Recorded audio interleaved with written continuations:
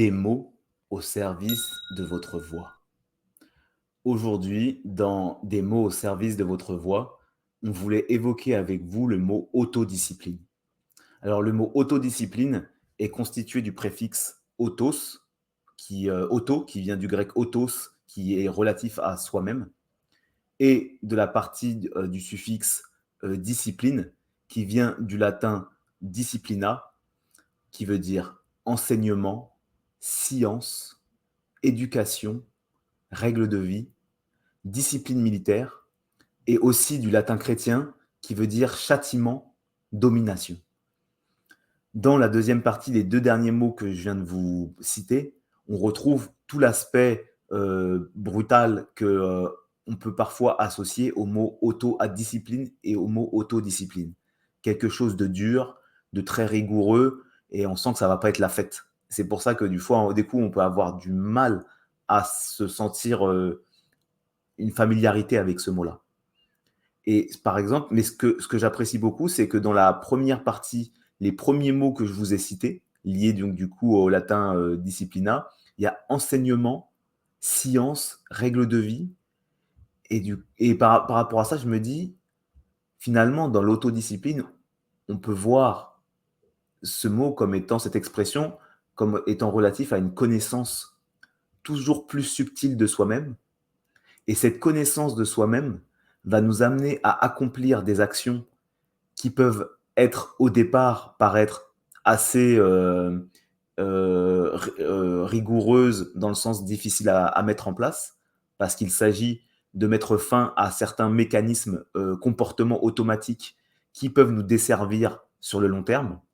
Là, je pense, par exemple, on sait tous que manger trop de sucre ajouté au-dessus d'un certain seuil, ça peut avoir des conséquences délétères sur notre santé. On peut développer du diabète de type 2, etc. Donc au début, c'est des pratiques qu'on peut avoir envie de conserver parce que quand on est fatigué, ça peut apporter un vrai coup de boost, même si après, on sent qu'on peut avoir des moments de grande fatigue dans la journée. Donc, mettre de côté, c'est par exemple cet ajout de cette consommation excessive de sucre, ça peut être difficile à mettre en place, mais sur le long terme, avec une connaissance fine de soi, on se dit: «Ouais, finalement, je sens que de mettre ça en place, sur le long terme, c'est vraiment une source de bien-être, une source d'équilibre».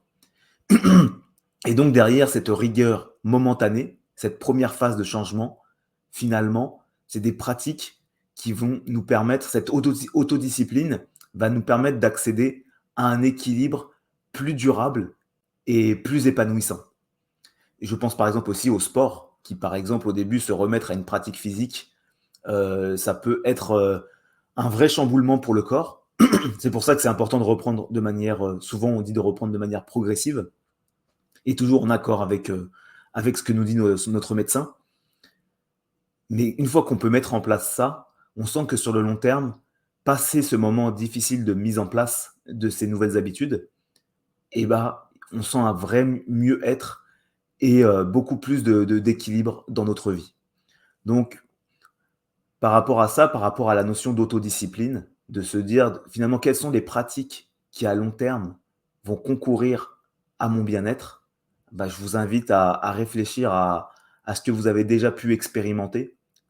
Par exemple, vous avez dit des fois, ah, je me rappelle cette période-là de ma vie, je me suis senti vraiment très très bien. Et maintenant que j'y repense, c'est vrai que je faisais plus ça.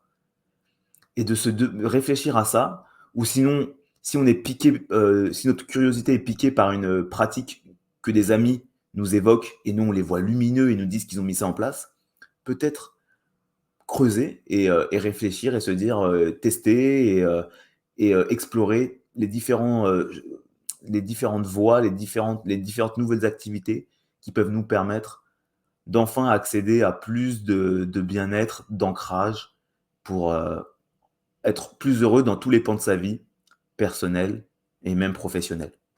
Voilà, c'était des mots au service de votre voix et exposez le cadre.